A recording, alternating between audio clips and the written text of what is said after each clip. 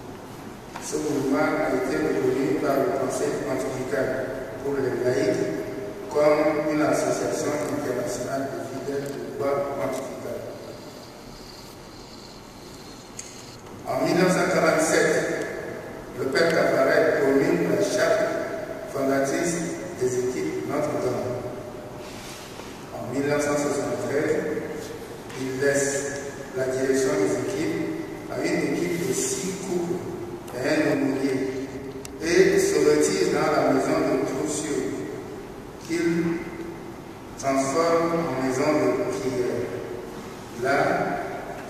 1966, le père Caffarel avait déjà organisé des semaines de prière et développé de grandes lignes de ces semaines.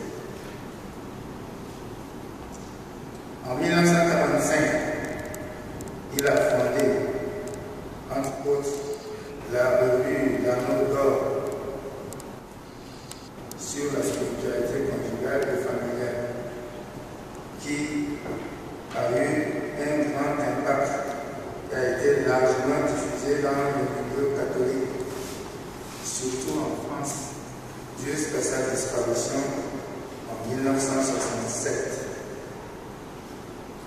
En 1956, préoccupé par la préparation au mariage, il crée le centre de préparation au mariage CPM, d'abord lié aux équipes Notre-Dame, jusqu'à devenir un mouvement indépendant. En 1957, il lance une petite revue, Cahier sur l'horizon, qui, avec le cours par correspondance, occupera son activité pendant de nombreuses années jusqu'en 1989. La cause de béatification du père Caffarel a été ouverte le 25 avril 2006 par le cardinal André Lenoir, archevêque de Paris, à la demande des équipes Notre-Dame, avec l'accord de l'évêque de Beauvais, du diocèse dont dépendait Beauvais et de la congrégation pour la cause des saints, sur la base de la certitude que le père Caffarel était un serviteur de Dieu. Sa sainteté était celle d'un prophète du XXe siècle, comme l'a défini lors de ses funérailles en l'église de la Madeleine, l'archevêque de Paris, le cardinal Lustigier. La cause a maintenant dépassé le stade diocésain.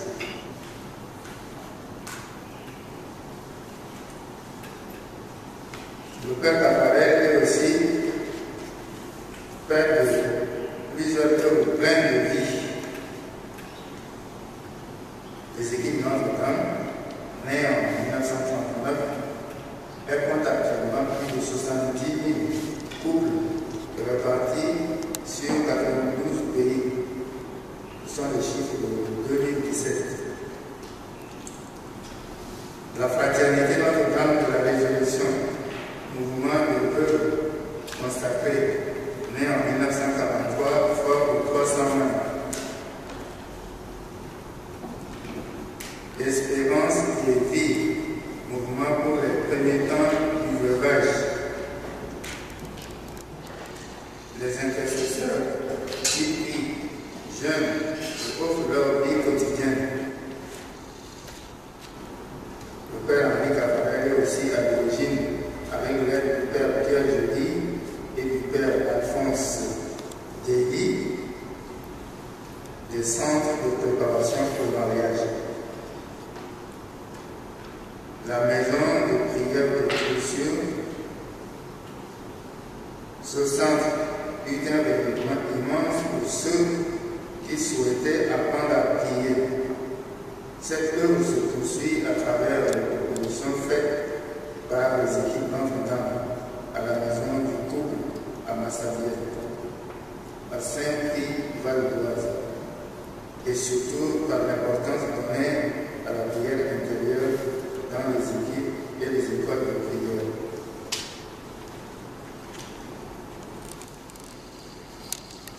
Nous allons maintenant parler de sa vocation et de mission.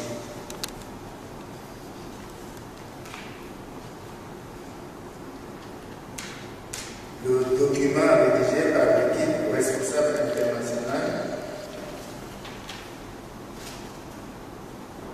publié et remis lors du rassemblement international de Fatima en 2018 à tous les membres des équipes, serviront de devise et de guide aux réflexions et travaux de l'équipe responsable internationale dans les années à venir. membres des équipes Notre-Dame devraient lire et approfondir ces mots pour qu'en tant que couple et en tant qu'équipe, ils puissent suivre les instructions de Léry.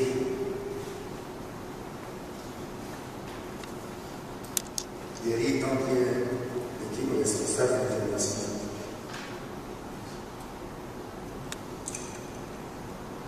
Les transformations du monde dans lequel nous vivons renforcent l'urgence de discerner et d'accueillir avec espérance et audace les signes du temps.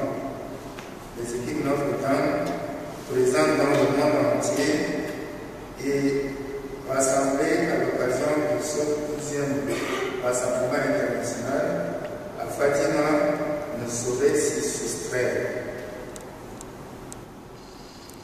Déjà en 1988, à l'occasion du 6e Rassemblement international à Lourdes, l'équipe responsable internationale avait souhaité, dans un document intitulé Le second souffle, analyser les besoins prioritaires des couples de l'époque et proposer, afin d'y répondre, quelques pistes pour susciter la créativité des équipiers et éviter les soufflements. En 30 ans, il est évident que la réalité conjugale et familiale n'a cessé d'évoluer et que l'environnement dans lequel vivent les couples d'aujourd'hui n'a plus grand-chose de commun avec celui de 1947, date de proclamation de la Charte, et de celui du second souffle de 1988. Même si la question fondamentale exprimée par le père Taffarel en 1939 demeure, à savoir comment aimer à la suite du Christ. Dans un monde matérialiste et marqué par l'athéisme, il apparaît que les couples chrétiens qui font l'expérience incomparable de la richesse du mariage à travers leur vie ecclésiale et sacramentelle ne peuvent plus se contenter du témoignage sur la valeur de ce modèle conjugal. Dans une société qui n'accepte plus un système de vérité préétabli, il est indispensable, si nous ne voulons pas manquer notre mission apostolique de baptiser unis par le sacrement du mariage, de démontrer et justifier par notre action comment les caractéristiques du mariage chrétien sont compréhensibles, admissibles et bénéfiques au regard de la raison humaine, même quand celle-ci n'est pas éclairée par la foi. Notre expérience de la foi chrétienne fait de nous des témoins privilégiés, non pas pour imposer nos mœurs à une société qui n'en veut pas, mais pour dévoiler les caractéristiques de la réussite, de l'amour humain à une société qui les occulte. Le défi aujourd'hui est de trouver des voies nouvelles pour prouver surtout aux jeunes que le couple et la famille ne sont pas source d'enfermement, mais bien au contraire, de liberté intérieure et d'ouverture, chemin de bonheur et chemin vers Dieu. Le Père Taffarel, tout au long de sa vie, n'a cessé de répéter qu'un mouvement, pour être vivant, se devait d'évoluer. Pour lui, un mouvement vivant est un mouvement qui se construit chaque jour, grâce à l'action de chacun de ses membres. C'est pourquoi l'équipe responsable internationale, à l'aube de ce 3e millénaire, a tenu à exprimer ses réflexions sur l'avenir du mouvement. L'étude du discours de Chantilly, prononcé par le Père Taffarel le 3 mai 1987, à l'occasion d'une rencontre de régionaux européens et qui depuis fait référence au sein des équipes de Notre-Dame, nous a guidés dans la conception de ce document. Le Père Caffarel, avec son esprit prophétique, avait déjà prévu les nouvelles situations qui surgiraient au niveau du mouvement, compte tenu des grandes transformations du monde et de l'Église qui s'annonçaient. Il annonçait trois principes à observer lorsqu'on envisage un adjournement à propos de la question. Quelle mission le sacrement du mariage donne-t-il au couple? Ces principes sont les suivants. Premièrement, revenir à la source, parce que quelquefois, la source est ensablée, la source que j'appelle le charisme fondateur. C'est la direction dans laquelle il faut inviter le mouvement à progresser, toujours en lien avec le charisme fondateur. Le Père Caffarel a précisé que la notion de fidélité au charisme fondateur est capitale, mais qu'il ne fallait pas confondre être fidèle et être figé.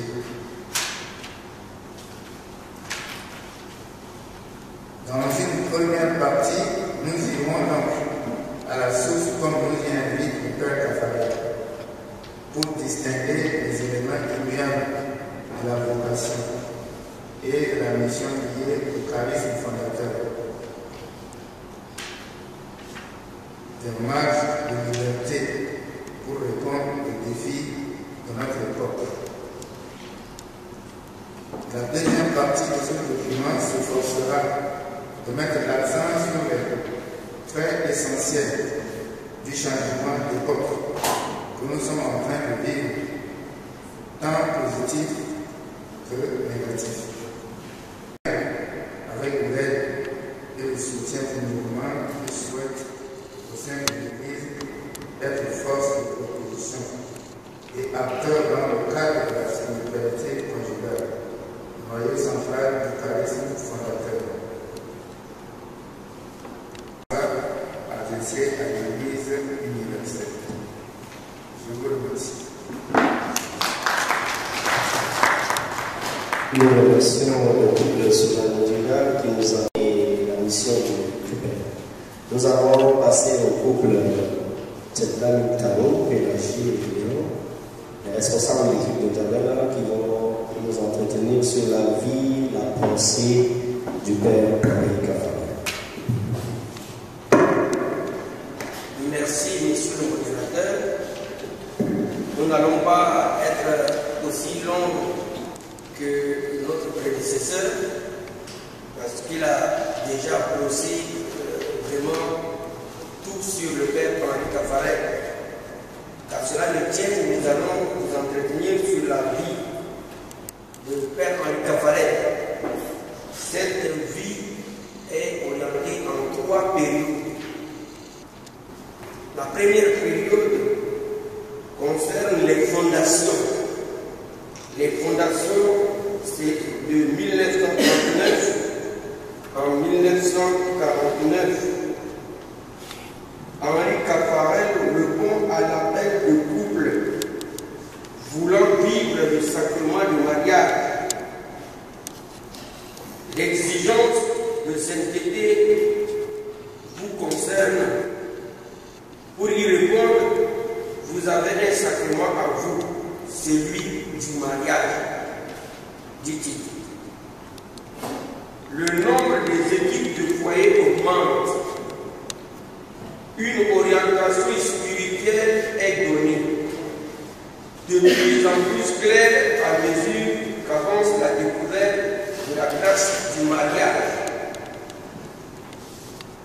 Les publications, dont lettre à des jeunes foyers en 1942, l'anneau d'or en 1945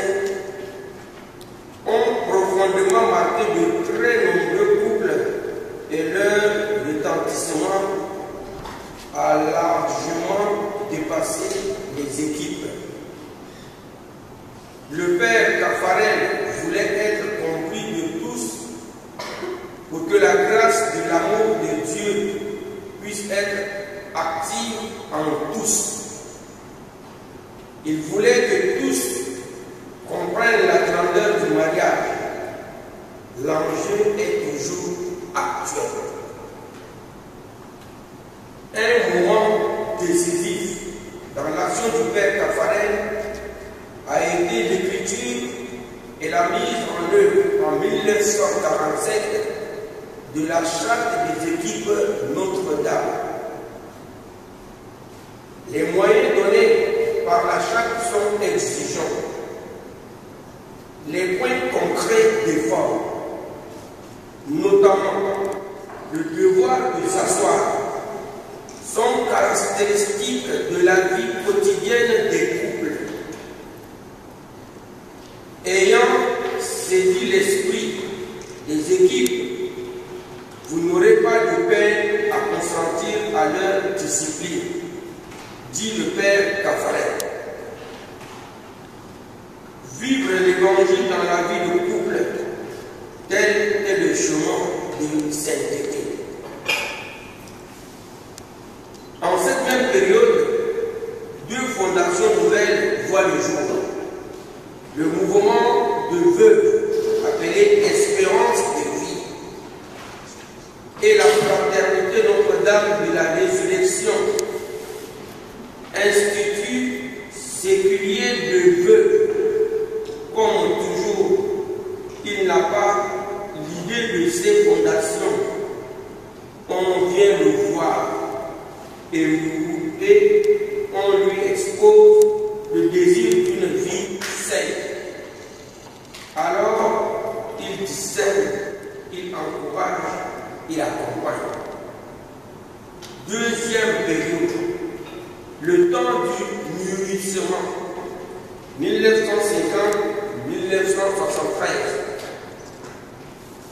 Les équipes Notre-Dame se développent. Une organisation est mise en place. De grands rassemblements ont lieu. Lourdes en 1954, Rome en 1959, Lourdes encore en 1965, et j'en passe. C'est l'occasion d'un approfondissement de la grâce du mariage et de sa grandeur. Le père Caffarel insiste aussi sur l'enrichissement mutuel des sacrements de l'ordre et du mariage. Deux sacrements complémentaires pour répondre à la vocation de l'amour. Les équipes connaissent de grands débats. Sont-elles un mouvement d'initiation ou de perfection? L'équilibre entre ces deux aspects doit être trouvé. Des épreuves surviennent dont l'enjeu est l'unité du mouvement et la liberté des laïcs, son originalité et sa personnalité. Dans ce domaine, le père Caffarel s'est toujours montré en harmonie avec l'Église, parfois de façon exemplaire et courageuse. Il envoie tous les équipés vers leur paroisse, leur diocèse, leur apostolat, dans leur profession et dans le monde. À 70 ans, il quitte de lui-même son service des équipes après s'être assuré de sa succession. Troisième période de la vie du père Caffarel, c'est l'approfondissement. 1973-1996. En 1996, lui est proposé la maison de Troussure, dont il fait une maison Jusqu'en 1995, il y organise des semaines de prière, au cours desquelles, dans le silence total, les participants passent 6 jours avec ce grand désir de rencontrer Dieu. Innombrables sont ceux qui ont trouvé le Seigneur à la maison de prière de Toussure. La fécondité du Père Taffarel est inscrite dans les cœurs, dans la relation unique de chacun avec Dieu. Son immense désir était de partager la révélation qu'il avait eue à l'âge de 20 ans. Ces dernières années, à Toussure, montre la source d'où jaillissait toutes choses en lui. Comme je le disais à l'introduction, la vie en 3 périodes. Donc, la première période, les fondations, 1939-1949.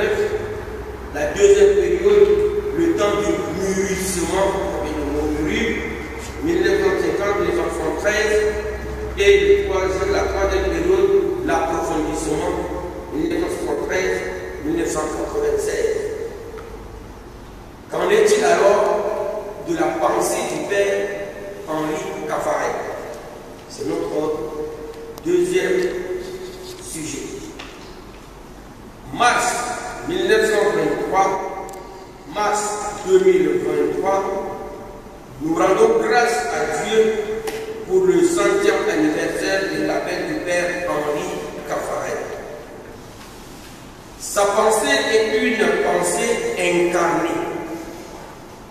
Le Père Taffarel est l'homme de la rencontre. Son intelligence est grande, ainsi que sa culture. Mais il a toujours réfléchi, pensé à partir des rencontres qui ont marqué sa vie. On dit assez souvent que le Père Taffarel a eu de grandes intuitions sur le mariage. Il aurait rassemblé des couples autour de lui. Mais non, c'est le contraire qui s'est passé. Ce n'est pas lui qui a rassemblé les couples. Ce sont les couples qui sont venus le trouver pour qu'il les aide à suivre le Seigneur. Plus tard, ce furent des veuves jeunes qui ont cherché son appui. À chaque fois, le Père Taffarel disait: cherchons ensemble. Le Père Taffarel a donc pensé, réfléchi en réponse à des demandes concrètes, essentielles à ces réalités qui accompagnent toute vie humaine. Ces réalités encore bien inconnues au début de son ministère de prêtre. Sa pensée est aussi une pensée qui s'est tournée vers la spiritualité conjugale. L'amour de Dieu, source de tout, s'incarne dans l'amour humain. Il vient épanouir, développer l'amour de l'homme pour la femme et de la femme pour l'homme. Ainsi sont-ils à l'image et à la ressemblance de Dieu. La spiritualité conjugale ouvre sur les autres, sur les enfants, sur le monde entier. La pensée du Père Taffarel concerne aussi les missions des couples. La présence du Seigneur dans le couple engendre une mission pour le monde. Le couple est témoin de Dieu pour le monde. Voilà aussi sa responsabilité. Enfin, la pensée du Père Taffarel se tourne aussi vers l'oraison. Il ne serait pas juste en présentant la pensée du Père Caffarel, de ne parler que de la spiritualité conjugale. Pour le Père Caffarel, le Seigneur est au centre de tout. Le Père Caffarel montre le chemin de l'horizon qui se traduit par apprendre progressivement à faire silence, apprendre à descendre tout au fond de mon cœur, apprendre à vivre avec le Seigneur dans la solitude de l'amour de Dieu pour nous, apprendre à s'offrir tout entier à Dieu pour qu'il vienne faire en nous sa demeure, enfin apprendre la paix de Dieu. Alors, en conclusion à la vie et à la pensée du Père Caffarel, on peut dire que dans l'Église, on appelle charisme un don de Dieu fait à une personne dont il s'incarne dans une ou plusieurs institutions pour le bien de tous. Le charisme reçu par le Père Caffarel est celui de la spiritualité conjugale. Il a pris corps dans les équipes Notre-Dame au service du sacrement de mariage. Dans la fraternité Notre-Dame de la résurrection pour le veuvage. Les vœux sont le vœu de ne pas se remarier et offrent leur veuvage pour le salut des couples. Et enfin, dans les intercesseurs, ils veulent dans la prière pour les couples, au centre de tout, la prière d'oraison. Dieu est amour. Rendons grâce à Dieu. Merci de votre écoute. Et aussi la pensée et la spiritualité et pour finir, nous allons continuer avec le groupe Cibé qui va nous entretenir sur le mouvement END des équipes Notre-Dame dans le monde entier et le mouvement END au Tchad. Groupe Cibé, vous avez la parole. Merci beaucoup. Je crois que tout a été dit et tel que vous l'aurez constaté, que ce soit la vocation, la vie, la pensée, la Caffarel, elles sont toutes liées, intimement liées, j'allais dire, au mouvement des équipes Notre-Dame. Nous avons vu dans ces œuvres, que ce soit la fondation Notre-Dame de Résurrection, les intercesseurs, ou bien encore, j'ai noté le centre de formation, toutes ces œuvres sont variées et nombreuses. Espérance. Et enfin, les équipes Notre-Dame, celle qui fait l'objet de notre sujet d'intervention. Et nous voulons plutôt vous entretenir d'abord sur l'historique du mouvement, comment il a évolué dans le temps, et vous présenter sommairement c'est quoi, qu'est-ce qui constitue l'ossature, la démarche offerte par les équipes Notre-Dame. Et pour cela, donc, je laisserai à ma gauche un artiste pour vous le présenter, et j'interviendrai Virginie plus tard pour vous entretenir sur le mouvement. Merci.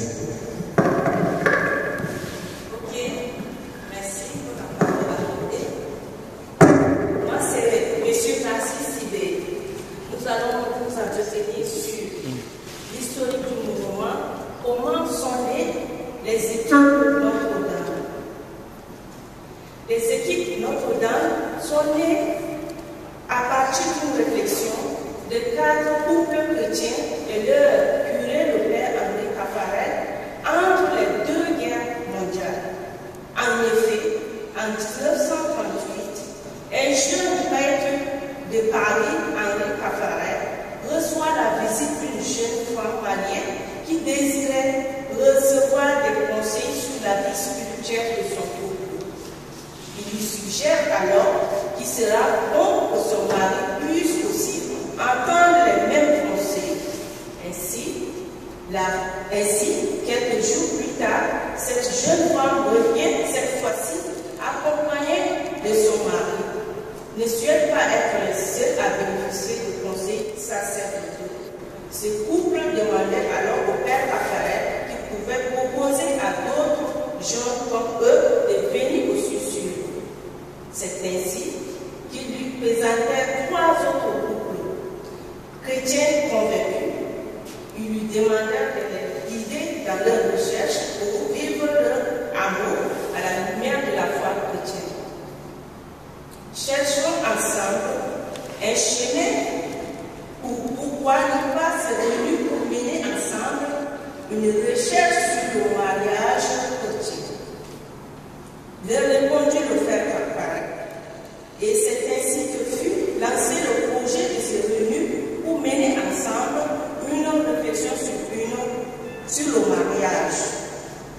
Le 29 février 1939, c'est l'un des foyers qui reçoit la réunion avec le père Caffaret. Ce fut la première réunion de l'équipe. Elle se désigne sous le nom de groupe Notre-Dame de toute joie. Ainsi, sans le savoir, il participe à la naissance de notre mouvement, les équipes de Notre-Dame. À l'instar, les règles qui guident les ordres religieux, Père Caffaret a proposé au mouvement un outil d'unité et de stimulation adapté aux chrétiens mariés désireux de progrès spirituel. Cette réflexion a donné naissance à la charte en 1947 et rénovée en 1977. Les Indiens se sont vite installés sur les 5 continents pour mener l'ampleur du mouvement et de son caractère international.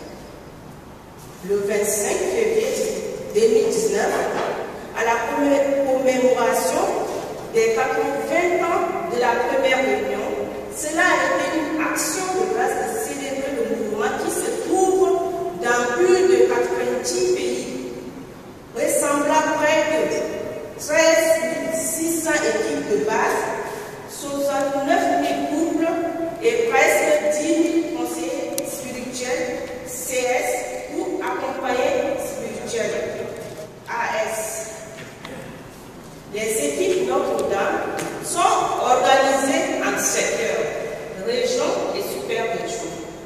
Les Indiens sont entrés dans l'Afrique depuis 1953, 60 ans après la charte, par le Sénégal, le Tchad par la cathédrale Notre-Dame de la Paix, par la diffusion de la main de l'archevêque Monseigneur Kitaka Godbé et nous. Je vous remercie. Je passe la parole à Madame.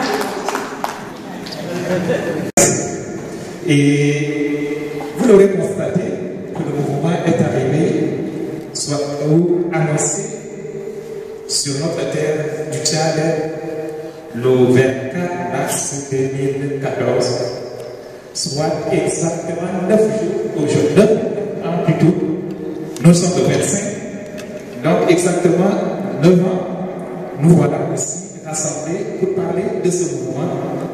Et je pense que le 24 mars 2024, pour célébrer ensemble les 10 ans, n'est-ce pas? D'accord. Exactement. Donc, le mouvement, de quoi il est fait, sinon quel est ce groupe de fonctionnement?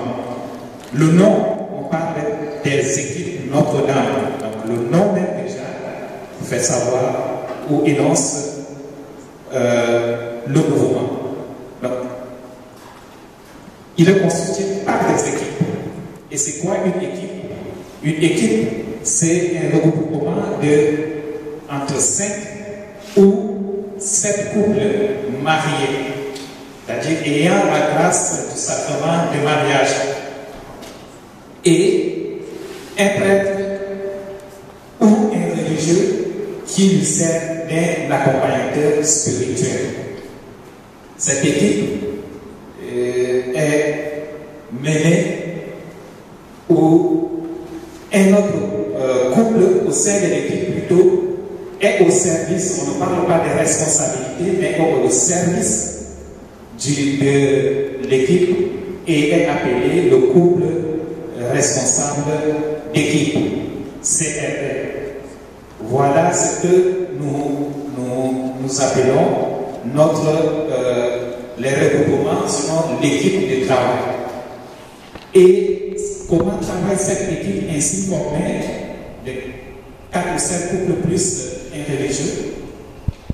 Elle s'est réunie une fois par mois à tout le monde chez l'un ou l'autre des couples. Et lors de ces réunions qui sont censées ne pas aller au-delà de 1h30 minimum, sinon 2h maximum, il y a un schéma bien déterminé de travail. Ce schéma consiste d'abord à une mise en commun des échanges dans la vie, des nouvelles et des vies de chaque couple ou foyer. Il y a la partie centrale qui est l'écoute de la parole, la méditation et la prière.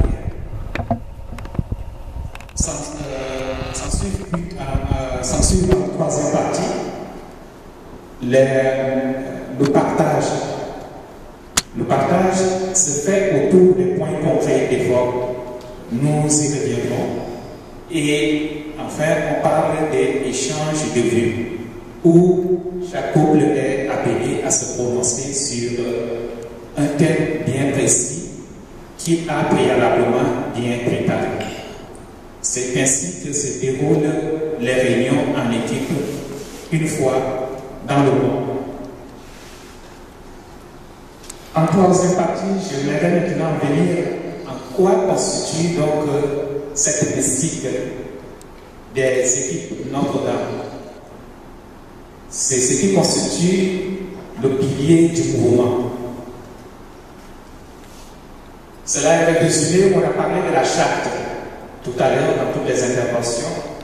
Voilà ce qui ressemble à la charte des équipes Notre-Dame, élaborée en 1947 et rénovée en 1977.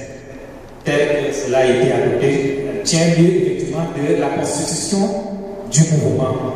Et tout ce dont je viens de vous parler, ou je vous en dirai, sont tous définis ici dans cette charte. Donc, comme pilier, ce qui définit la mystique des équipes Notre-Dame, nous avons déjà entendu parler de la spiritualité conjugale. Donc, elle est proposée par les équipes Notre-Dame suivant le désir de connaître la volonté de Dieu sur le couple et de l'incarner dans la vie de tous les jours, en prenant la force dans la grâce du sacrement du mariage. Et en citant le père Henri Paparet, la spiritualité conjugale est l'art de vivre dans le mariage idéal évangélique que le Christ propose à tous ses disciples. Voilà l'un des piliers sur lequel s'appuie le mouvement. En deuxième lieu, l'entraide fraternelle. C'est quoi l'entraide fraternelle? Les membres d'une équipe donc essaient de vivre, de satisfaire les 4 demandes, c'est-à-dire fondamentales de l'amour fraternel. C'est quoi ces 4 demandes fondamentales de l'amour fraternel? 1. Donner, recevoir, demander et savoir refuser. Donc je reprends: donner, recevoir, demander et savoir refuser. Voilà ce qui est la base de cet amour fraternel que essaie de mettre en œuvre les membres, nous parlons plutôt des équipiers de Notre-Dame.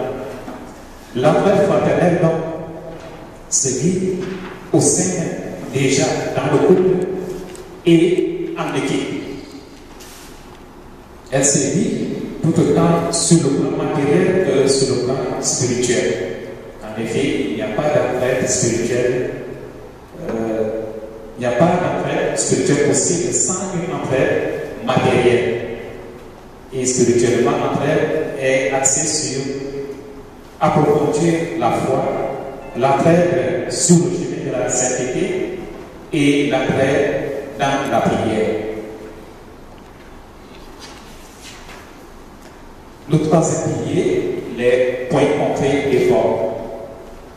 C'est ce qui tient lieu lors de la réunion des équipes Notre-Dame du partage. Sous la surveillance, j'allais dire, du foyer responsable de l'équipe, chaque couple passe en revue les 6 points concrets et forts que le mouvement nous suggère. Est-ce que ces 6 points ont été vécus, appliqués dans la vie quotidienne et comment ils ont été mis en pratique? Et c'est quoi ces 6 points? C'est l'écoute de la parole. Chaque membre de l'équipe est appelé à écouter avec assiduité chaque jour la parole de Dieu. En deuxième lieu, la prière conjugale ou familiale. Prier ensemble, mari et femme, chaque jour dans une prière conjugale ou si possible familiale. Tous les deux, nous connaissons très bien. Ce que j'allais dire, la nouveauté dans les équipes Notre-Dame, c'est le devoir de s'asseoir. C'est réservé chaque mois un temps nécessaire pour un véritable dialogue conjugal sur le regard de Dieu. Donc, mari et femme et épouse, j'allais dire, tout un créneau pour s'asseoir. C'est parler, on le fait tous les jours, mais s'asseoir sous le regard bienveillant de Dieu et à toi réfléchir sur la vie de notre foyer, de nos enfants et sur nos projets, nos difficultés.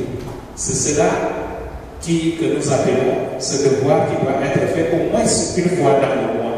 Pratiquer régulièrement, il contribue à prendre conscience d'éventuelles dérives de notre relation de couple et à procéder aux ajustements nécessaires. Il est un jalon important dans la vie d'un couple ou dans la vie conjugale.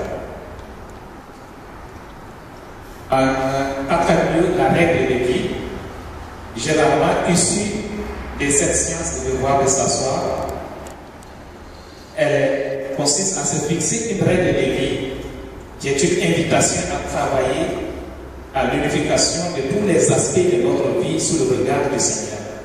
Donc, notons bien, dans la règle de vie, il y a la règle, mais il y a aussi la vie. Donc, la règle de vie, elle est nécessaire pour stimuler et faire expérience de la volonté dans notre vie. Mais c'est quoi la finalité? Bien sûr, c'est la vie. J'allais dire, c'est l'amour. Donc, notre règle de vie, c'est pour faire grandir cet amour, cette vie au sein de notre couple. Sixième point, le dernier point, donc, le point complet d'effort, c'est la retraite annuelle.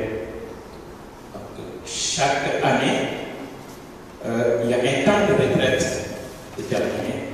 Et si possible, tous les deux, le couple entier doit se mettre devant le Seigneur et permettre de réfléchir sur sa vie en communiquer avec tous les autres membres des équipes Notre-Dame.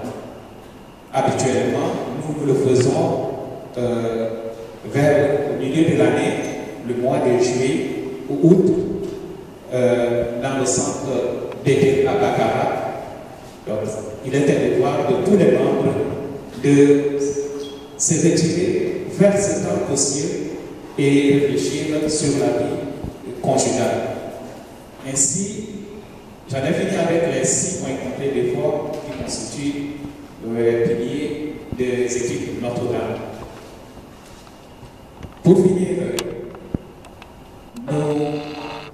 dans la méthode, sinon la démarche d'appel des nouveaux membres, il y a une période que nous appelons le pilotage, le parcours de pilotage, qui consiste donc à accueillir tous ceux qui sont désireux de pouvoir faire l'expérience de l'Institut Notre-Dame. Et c'est une période de 2 ans qui débute par la prise de connaissance de la charte avec notre livret fondamental qui tout cela sous l'autorité, sous le guide d'un foyer pilote les aidera à mieux connaître les équipes Notre-Dame et au bout de 2 ans ils peuvent oui ou non accepter ou refuser de faire partie des équipes Notre-Dame. Si oui, ça serait par un engagement solennel. Et ainsi, ils pourront avoir à faire l'expérience de ce que je vous ai partagé avec vous, la mystique des équipes Notre-Dame, vivre la traite fraternelle, les 6 points complets d'effort et bien sûr faire partie du grand mouvement mondial des équipes Notre-Dame. Voilà brièvement si je peux vous dire quelle est la démarche et la méthode de travail des équipes Notre-Dame. Merci.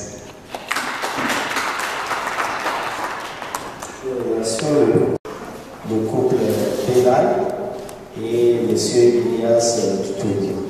Donc, nous invitons le couple Facho à venir ici.